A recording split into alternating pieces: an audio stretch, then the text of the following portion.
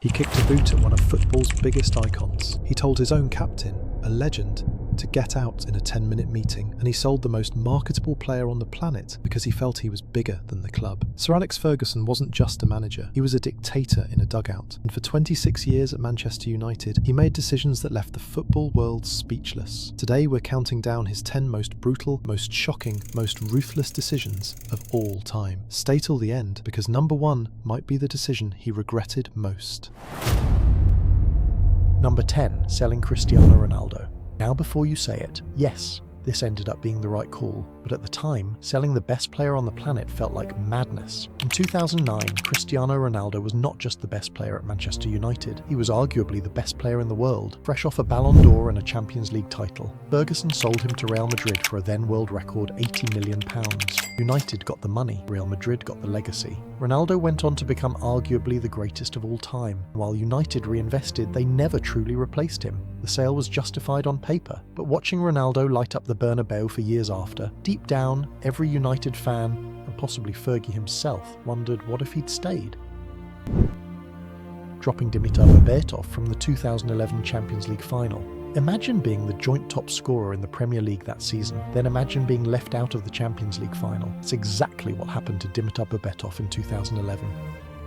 United faced Pep Guardiola's brilliant Barcelona at Wembley. Berbatov was in the form of his life, 20 league goals that season. Ferguson left him out entirely, not even on the bench. Instead, he went with Javier Hernandez and Wayne Rooney up front. Berbatov later revealed that Ferguson told him the decision was killing him. It was just before the game and, he called me and said, Berbs is killing me, but, I need to leave you out of the team. United lost 3-1 to Barcelona that night. Berber watched from the stands. Brutal doesn't cover it. Letting Paul Ince go. In 1995, Ferguson did something that genuinely angered United fans. He sold 3 key players in one summer, Ince, Kanchelskis and Mark Hughes. No replacements signed. The media had a field day. One journalist famously declared, "You can't win anything with kids." Problems. Obviously, 3 players have departed. The trick is always buy when you're strong. So he needs to buy players. You can't win anything with kids. Ferguson's response, he promoted the class of '92, Beckham, Scholes, Butt, the Nevilles, Giggs, and they went on to win the league and FA Cup double. But at the time, letting Ince go felt reckless. Ferguson had previously called him a bottler and a big-time Charlie. Their relationship had soured completely, and so Ince, a real warrior in midfield, who was shipped off to Inter Milan. It was cold, it was calculated, and it worked perfectly. Selling Jaap Stam. This one, Ferguson himself admitted, was his biggest mistake. Jaap Stam was arguably the best centre-back in the world when he arrived at United in 1998. He was a rock, a monster, a key part of the historic treble-winning side of 1999. Then Stam released his autobiography. In it, he revealed that Ferguson had tapped him up before the official transfer, contacting him illegally. Fergie reportedly hadn't even read the book. He just reacted to what he saw in the newspapers. Within weeks, Stam was sold to Lazio for £16.5 million. His replacement, 36-year-old Laurent Blanc. United then went 4 years without winning the league. Fergie later said, "Selling Stam was the worst decision of my career." He reacted on instinct. Jaap Stam is the one, without question. Really? Yeah, I made a mistake. Jaap had got an Achilles operation and he'd been out for 6 months. He had a bad start to the first game of the season. We played Fulham and he didn't have a good game, and I thought, and just at that moment, Lazio came in over £16.5 million for him, which was a lot of money. Jaap would be about 30 at that time, maybe 31. I jumped at it. Then Jaap goes to Lazio, and I went to see him play a game. I says, bloody hell, he's playing fantastic, So therefore, it was a bad decision. He sold a world-class defender, and he paid the price.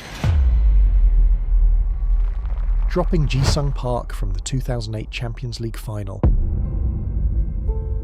Manchester United, Moscow, 2008 Champions League final versus Chelsea. One of the greatest nights in United's modern history. But not for Ji-sung Park. The South Korean had been one of Ferguson's most loyal and dependable players, a tireless workhorse who could run forever and never gave less than 100%.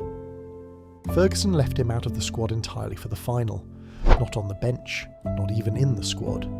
Fergie later called it one of the hardest and most painful decisions he ever made. Park was devastated. United won on penalties that night, without one of their most faithful servants getting a single minute. Some victories come with a cost you carry for years. Letting Van Nistelrooy go in 2006. 150 goals in 219 games, the most prolific striker Manchester United has ever had, and Ferguson let him walk. Ruud van Nistelrooy and Ferguson fell out badly in 2006. The Dutchman had clashed with Cristiano Ronaldo in training, a feud that divided the dressing room. Ferguson sided with Ronaldo completely. Van Nistelrooy was benched, humiliated, left out in favour of a teenager named Giuseppe Rossi. He eventually left for Real Madrid, furious and bitter. He later admitted Ferguson was right, saying, "In his mind, the club is the most important thing. But imagine being the most lethal striker at your club, scoring goals for fun, and being shown the door because you fell out with a 21-year-old winger. Brutal. Absolutely brutal." Number 4. The boot. Beckham's eye. The beginning of the end. February 2003. United had just been knocked out of the FA Cup by Arsenal, losing 2-0. In the dressing room, Ferguson was furious. He launched into Beckham's performance. Beckham swore back at him, and then Ferguson kicked a boot lying on the floor in anger. It flew across the room and hit Beckham directly above the eye. The cut needed stitches, and Beckham, ever the brand, arrived for the next training session with his hair tied back in an Alice band to make sure every photographer could see the wound. Ferguson was furious at what he called the stage-managed response. Their relationship never recovered. "The minute a player thinks he is bigger than the manager, he has to go," Ferguson wrote in his autobiography. David thought he was bigger than Alex Ferguson. There is no doubt about that in my mind. That single boot kick set in motion one of the most shocking transfers in football history. Selling David Beckham to Real Madrid. £25 million.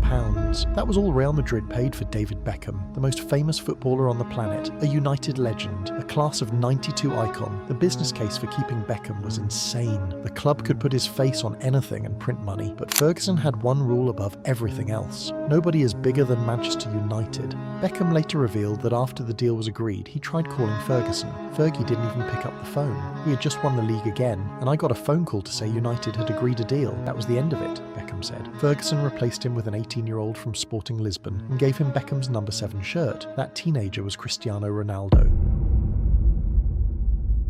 Sacking Roy Keane in a 10-minute meeting. Roy Keane, 7 Premier League titles, 4 FA Cups, 1 Champions League. United's greatest ever captain, shown the door in a 10-minute meeting. It started with a pre-season camp in Portugal, where Keane complained about the size of his villa. Then came a MUTV interview after a 4-1 loss to Middlesbrough, where Keane tore into his own teammates live on camera. The video was never broadcast. Ferguson pulled it immediately, but the damage was done. Keane was fined £5,000, then called into a meeting with Ferguson and Chief Executive David Gill. His solicitor was present. In less than 10 minutes, it was over. 12.5 years gone. My solicitor almost fell off his chair, Keane later said. Rio Ferdinand recalled the moment Ferguson walked into training the next day and simply said, "Just so you know, Roy Keane will never play for this football club again." And then he told them to go and train.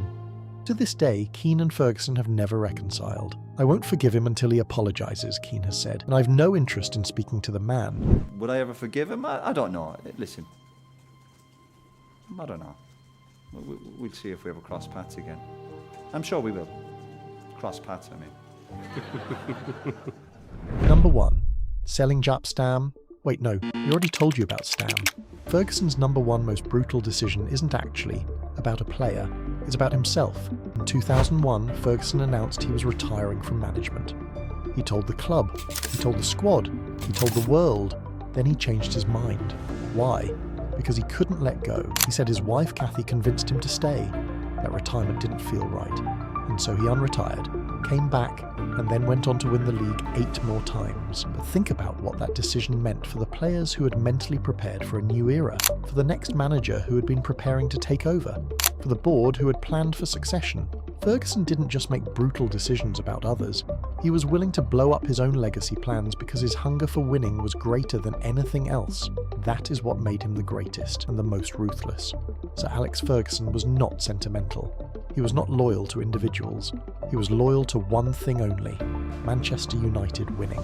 And every brutal decision on this list, even the ones that hurt, was made with that single purpose.